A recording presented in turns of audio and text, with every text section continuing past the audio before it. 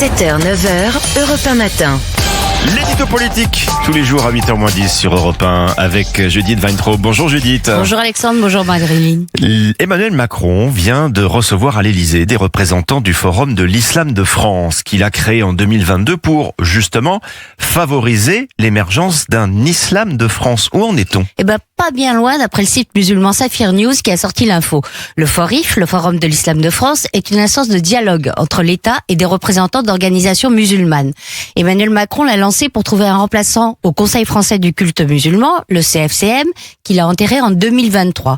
Pour lui, le CFCM était un échec sur toute la ligne. Conçu pour lutter contre les influences étrangères, il les a exacerbées et il a mis de l'huile sur le feu entre les musulmans et l'État, alors qu'il était censé apaiser leurs relations. En plus, c'était une création de Nicolas Sarkozy. Et Emmanuel Macron, justement, espère réussir là où Nicolas Sarkozy a échoué. Ah oui, mais il n'est pas Napoléon qui veut. Alors, qu'est-ce que Napoléon vient faire dans cette galère ? Vous savez que les Juifs étaient théoriquement des citoyens depuis la Révolution, mais en fait, ils étaient encore soumis à de nombreuses discriminations en matière d'exercice du culte ou d'accès à certaines professions, par exemple. En 1808, Napoléon les a pour l'essentiel émancipés des contraintes spécifiques qui pesaient sur eux, en échange de leur allégeance aux lois et mœurs françaises. Il a réuni les autorités rabbiniques et leur a demandé si les Juifs nés en France la regardaient comme leur patrie, s'ils étaient prêts à tolérer les mariages avec des non-juifs, par exemple. Les rabbins ayant dit oui, il a organisé le culte en créant le consistoire, sur le modèle de ce qu'il avait fait dans un cadre concordataire avec les catholiques et les protestants. Si Emmanuel Macron parvenait à créer un consistoire musulman, autrement dit un organe de représentation officielle du culte, avouez que ça aurait de la gueule. Or, c'est ici, dites-vous Judith, que la comparaison a ses limites. Et oui, la première d'entre elles étant que les Français musulmans ont les mêmes droits que les autres et les mêmes devoirs. Leur allégeance aux lois françaises, au premier rang desquelles l'égalité entre les hommes et les femmes et la liberté d'opinion, pour n'en citer que deux, n'est pas négociable. L'autre grande différence, c'est que Napoléon savait où il voulait aller avec les Juifs. Emmanuel Macron avec les musulmans, c'est moins sûr. C'est bien beau de vouloir organiser un islam de France, mais encore faudrait-il être capable de s'entendre sur des principes de base, à commencer par une définition commune de la laïcité. Le second quinquennat finit dans moins d'un an, on ne sait toujours pas si Emmanuel Macron considère que le port du voile n'est pas conforme à la civilité, c'est-à-dire au rapport qu'il y a entre les hommes et les femmes dans notre pays, comme il l'a affirmé en 2018, ou s'il trouve toujours, comme à Strasbourg en 2022, que c'est beau de voir une jeune fille voilée qui se dit féministe. Vous me direz, c'était là pendant la campagne présidentielle, il ménageait son électorat musulman. Mais pourquoi hier, en célébrant la reconnaissance de l'innocence d'Alfred Dreyfus, a-t-il évoqué la résurgence des vieux démons de l'antisémitisme, sans jamais parler de l'antisémitisme d'aujourd'hui, celui d'une partie des musulmans, alimenté par la France insoumise. Ces ambiguïtés et ces silences sont d'autant plus problématiques que le FORIF, lui, a des positions constantes. Il considère que les musulmans sont stigmatisés en France et que les lois contre l'islamisme contribuent à ce qu'il appelle l'islamophobie. Le FORIF a annoncé à Emmanuel Macron le lancement d'une grande consultation nationale des responsables musulmans pour connaître leurs attentes vis-à-vis d'une future instance représentative.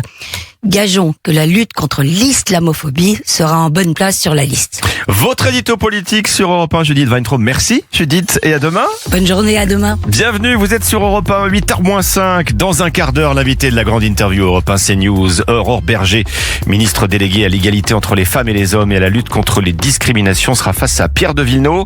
Dans un instant, la météo et le journal. À tout de suite sur Europe 1. Europe 1. Ça, c'est Thibaut qui préfère les petites routes pour partir en vacances et Total Énergie pour faire le plein. C'est le grand départ. Et ça, c'est Mathilde qui préfère l'autoroute pour partir en vacances et toujours Total Énergie pour faire le plein. Profitez d'un prix plafonné à 1,99€ par litre pour l'essence et le diesel en juillet et en août dans les stations en zone rurale et lors des week-ends de grand départ sur autoroute. C'est ça, Total Énergie, toujours à vos côtés. Voir la liste des stations participantes et dates des week-ends concernés sur services.totalenergie.fr. L'énergie est notre avenir, économisons-la. À tous ceux qui collectionnaient les canettes de Monster sur l'étagère de leur chambre. Alors, vous en avez fait quoi de votre collection ? Vous l'avez toujours ou vous l'avez avez revendu peut-être? Ou alors vous en avez fait don au musée de la canette? D'ailleurs, qu'est-ce que j'ai fait de la mienne? Dès mardi chez Intermarché, pour l'achat d'une boisson énergisante Monster Standard de 50 centilitres à 1,39 €, la deuxième est à moins 50%. Et c'est aussi sur l'appli. Intermarché, tous unis contre la vie chère. Jusqu'au 26 juillet, 1 litre soit 2,08 € le litre l'eau, modalité magasin participant sur intermarché.com. Pour votre santé, limitez les aliments gras à les sucrés. C'est toujours pareil. Quand on part en vacances, on contrôle tout sur sa voiture. Tout, sauf son pare-brise. Et comme tout le monde, on néglige le petit impact. Mon client, là, hier, il laisse sa voiture en plein soleil. Monte dedans, une chaleur. Il claque la portière et craque la fissure. Son pare-brise, on lui a vite changé, mais ça aurait été plus malin de venir avant. Un impact plus petit qu'une pièce de 2 €, le plus souvent, on peut le réparer. Et chez Carglass, une réparation d'impact avec une assurance brise-glace, le plus souvent, ça vous coûte rien. Un impact? N'attendez pas. Carglass au 30 44. Carglass répare, Carglass remplace. Carrefour. C'est la dernière des marques des soldes de chez Carrefour, avec jusqu'à 70% de remise immédiate sur des centaines d'articles au rayon textile. Oui, jusqu'à 70% de remise immédiate sur des centaines d'articles textiles. Alors rendez-vous dès mercredi dans vos hypermarchés Carrefour. Carrefour, on a tous droit au meilleur. Jusqu'à épuisement des stocks, détaillez magasins participants sur carrefour.fr. Bientôt 8h sur Europe 1, lundi 13 juillet, et nous fêtons les Henri, le saint du jour, Saint Henri II, empereur germanique du XIe siècle. Il a interdit à l'époque les marchés d'esclaves. Sans héritier, il a désigné le Christ comme héritier de tous ses biens. Le temps pour ce lundi, Marilyn Hérault, nous avons encore des vigilances canicule ce lundi.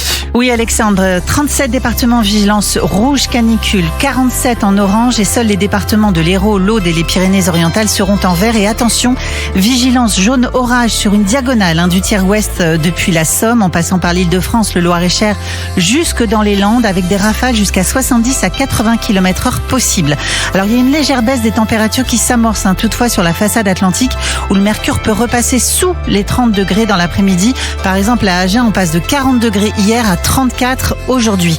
Bon sinon dans la journée les températures resteront caniculaires. Dans l'après-midi l'atmosphère sera lourde au nord de la Loire avec quelques ondées et un risque d'orage du centre Val-de-Loire au bassin parisien. Et les températures, on aura des maximales de 21 à Cherbourg, 27 à Biarritz, 29 à Lorient, 31 à Lille et on monte 33 à Ajaccio, 34 à Charleville-Mézières, 35 dans la capitale, 36 à Troyes, 37 à Bourges et 38 à Saint-Étienne, 39 à Auxerre.